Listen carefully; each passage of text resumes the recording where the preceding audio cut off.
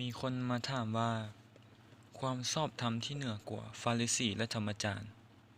แม่นหยังในเมื่อก่อนเนาะ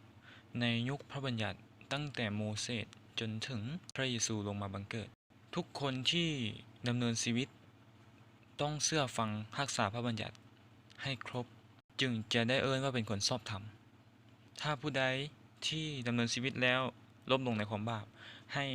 คนนั้นเอาเอาสัตว์มาเอาแกะมาถวายเป็นเครื่องบูชาไถ่บาปในสมัยนั้นเนาะในสมัยยุคพระบัญญัติทุกคนที่ขึ้นชื่อว่าชอบธรรม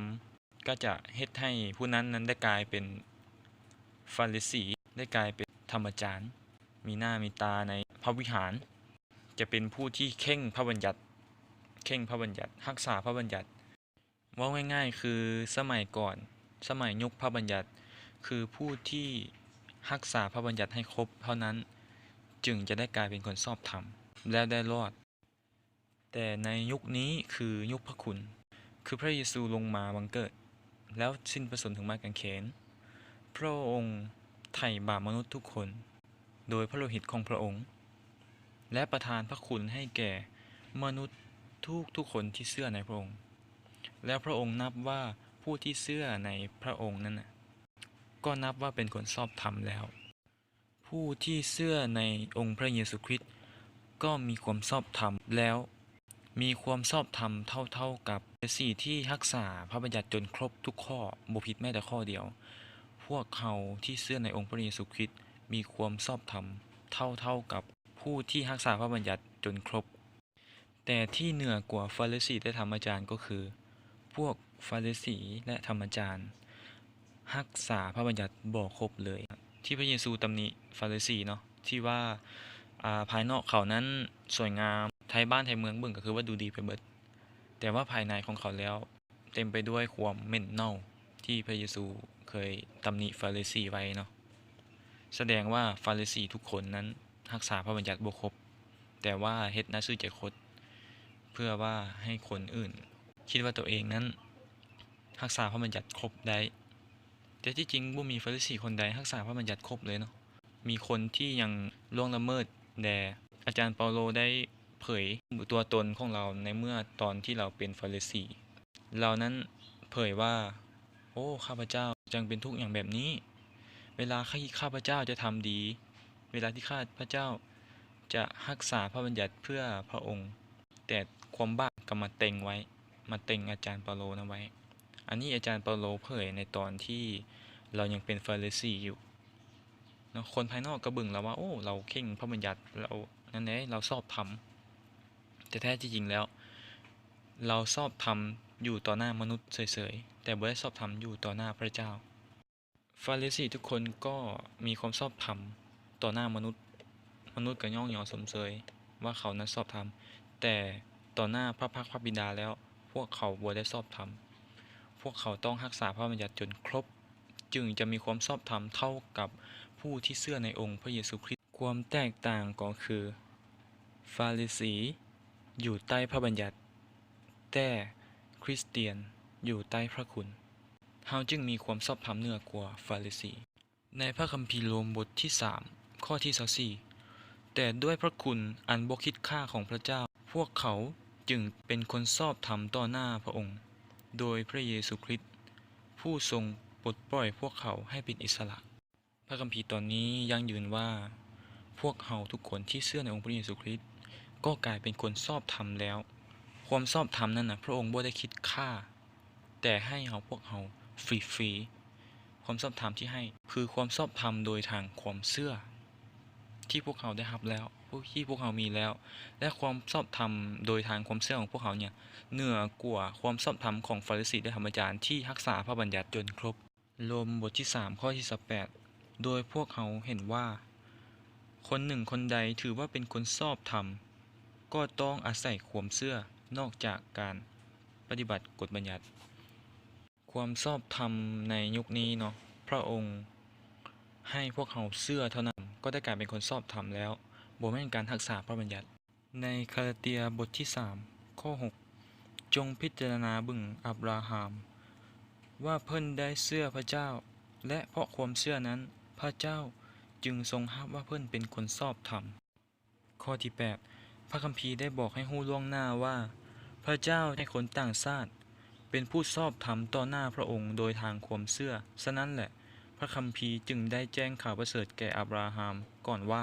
โดยทางเจ้าพระเจ้าจะอวยพรชนชาติทั้งหลาย แต่ผู้ที่เข่งพระบัญญัติในยุคนี้เนาะบ่ได้เอิ้นว่าเป็นคนชอบธรรมแต่กงกันข้ามพวกเขาจะถูกสาปแช่งในพระคัมภีร์กาลาเตียบทที่ 3 ข้อ 10 ด้วยว่าทุกคนที่อาศัยการปฏิบัติตามกฎบัญญัติก็อยู่ใต้คำสาปแช่งตามที่เขียนไว้ในพระคัมภีร์ว่าผู้ใดก็ตามที่บ่ได้ปฏิบัติตามทุกข้อที่เขียนไว้ในกฎบัญญัติก็อยู่ใต้คำสาปแช่งผู้ใดที่รักษาพระบัญญัติและอยู่ใต้พระบัญญัติผู้นั้นก็ต้องรักษาพระบัญญัติให้ครบถ้าบ่ครบจะถูกสาปแช่งก็เหมือนกับฟาริสีที่อาศัยการรักษาพระบัญญัติเพื่อให้ได้เป็นคนชอบธรรมแต่ว่าพวกเขารักษาพระบัญญัติบ่ได้ครบทุกข้อพวกเขาจึงบ่มีความชอบธรรมเท่ากับคริสเตียนที่เชื่อในองค์พระเยซูคริสต์แต่ตรงกันข้ามพวกเขานั้นถูกสาปแช่งข้อ 11 เป็นที่ฮู้แจ้งแล้วว่าบ่มีมนุษย์คนใดที่ทรงถือว่าเป็นคนชอบธรรมต่อหน้าพระเจ้าโดยการปฏิบัติตามกฎบัญญัติเพราะมีเขียนไว้ในพระคัมภีร์ว่าผู้ที่ทรงถือว่าเป็นคนชอบธรรมเพราะด้วยความเชื่อเท่านั้นจะได้ชีวิตในยุคนี้เนาะพระองค์บ่ได้นับการรักษาพระบัญญัติว่าเป็นความชอบธรรมแต่พระองค์นับว่าผู้ที่เชื่อเท่านั้นก็กลายเป็นคนชอบธรรมแล้วบางคนก็ถามว่าเป็นหยังเมื่อเฮาเชื่อในองค์พระเยซูคริสต์เฮากลายเป็นคนชอบธรรมแล้วแต่เป็นหยังเฮาคือยังทำบาปอยู่มันเป็นหยังเฮาคือยังทำบาปอยู่เฮาชอบธรรมจริงหรือบางคนก็ยังสับสนว่านี่ตัวเองเป็นคนบาปหรือว่าคนชอบธรรมกันแท้ถ้าว่าเฮาเป็นคนชอบธรรมแล้วเป็นหยังเฮาคือยังทำบาปอยู่แต่ถ้าว่าเฮายังเป็นคนบาปทุกคนที่เชื่อในองค์พระเยซูคริสต์ก็บ่ได้นับว่าเป็นคนบาปแต่นับว่าเป็นคนชอบธรรมคริสเตียนหลายคนสับสนบ่เข้าใจเฮามาทำความเข้าใจกับความชอบธรรม2อย่างเนาะความชอบธรรม2อย่างที่คริสเตียนควรที่จะเข้าใจคือ 1. ความชอบธรรมต่อหน้าพระพักตร์พระบิดาคือหยังความชอบธรรมต่อหน้าพระพักตร์พระบิดาคือผู้ที่เชื่อในองค์พระเยซูคริสต์เชื่อในพระโลหิตของพระองค์เชื่อว่าพระเยซูคริสต์ตายและฟื้นขึ้นมาจากความตายและประทานพระคุณให้เราทุกคนผู้ใดที่เชื่อว่าองค์พระเยซูคริสต์เป็นพระเจ้าผู้นั้นคือผู้ที่ชอบธรรมแล้วต่อหน้าพระพักตร์พระบิดาเพราะว่าเฮามาทางพระโลหิตของพระเยซูพระบิดาจึงรับเฮาว่าเป็นคนชอบธรรมแล้วบ่แม่นโดยเฮาที่ทำดีบ่แม่นโดยเฮาที่รักษาพระบัญญัติได้บ่แม่นว่าโดยเฮาแต่โดยทางพระโลหิตของพระเยซูพระบิดาจึงนับเฮาว่าเป็นคนชอบธรรมแล้วแต่ความชอบธรรมที่2ก็คือความชอบธรรมต่อหน้ามนุษย์คนที่เป็นคริสเตียนแล้วดำเนินชีวิตอย่างสุขทุกข์ดีบาปแล้วผู้คนทั้งหลายก็เห็นเฮาว่าเฮาทำบาปอยู่นั่นแม่นว่าเฮายังบ่มีความชอบธรรมต่อหน้ามนุษย์เทื่อแต่ในฐานะของเฮานะเป็นคนชอบธรรมแล้วต่อหน้าพระพักตร์พระบิดาแต่ยังบ่มีความชอบธรรมต่อหน้ามนุษย์คือเฮายังทำบาปเฮายังเฮ็ดสิ่งที่บ่ดีให้มนุษย์เห็นนั่นหมายถึงว่าเฮายังบ่ได้ชอบธรรมต่อหน้ามนุษย์แล้วเฮาจะเฮ็ดแบบใด1 เปโตรบทที่1ข้อ15กล่าวว่าแต่เพราะพระองค์ผู้ทรงเอิ้นเจ้าทั้งหลายนั้นบริสุทธิ์ฝ่ายพวกเจ้าจงกลายเป็นผู้บริสุทธิ์ในทางกิริยาวาจาทุกประการเหมือนกันการที่จะเป็นคนชอบธรรมต่อหน้ามนุษย์ก็คือกิริยาท่าทางการเว้าจาการทุกสิ่งให้สำแดงผลของพระวิญญาณออกมาคือโดยมนุษย์แล้วเนาะเฮาบ่สามารถพึ่งพาตนเองได้ที่จะชอบธรรมได้ต่อหน้ามนุษย์แต่เฮาพึ่งพาพระวิญญาณบริสุทธิ์ที่อยู่ในเฮาโดยให้พระวิญญาณบริสุทธิ์นั้นเป็นความชอบธรรมแทนเฮาคือเฮามอบการกระทำทุกสิ่งทั้งสิ้นให้พระวิญญาณบริสุทธิ์อยู่ในเฮากระทำแทนเฮาเอิ้นว่าผลของพระวิญญาณเมื่อใดผลของพระวิญญาณเกิดขึ้นในเฮาทุกคนทั้งหลายก็จะเห็นเฮาชอบธรรมต่อหน้าทุกคน แต่บ่แม่นเฮาที่ชอบทำต่อหน้าทุกคน แต่พระคริสต์ที่อยู่ในเฮาดำเนินชีวิตแทนเฮาชอบทำต่อหน้าทุกคน ความลึกลับของข้อนี้ที่จะทำให้เฮาสามารถเป็นคนชอบธรรมต่อหน้ามนุษย์ได้ก็คือคาลาเทียบทที่2ข้อที่3ข้าพเจ้าจึงบ่ได้มีชีวิตอยู่ต่อไปแต่พระคริสต์ต่างหากที่มีชีวิตอยู่ในข้าพเจ้าให้เฮารู้ว่าตัวเฮานี่บ่ได้มีแล้วแต่ว่าพระคริสต์ต่างหากที่เป็นชีวิตของเฮา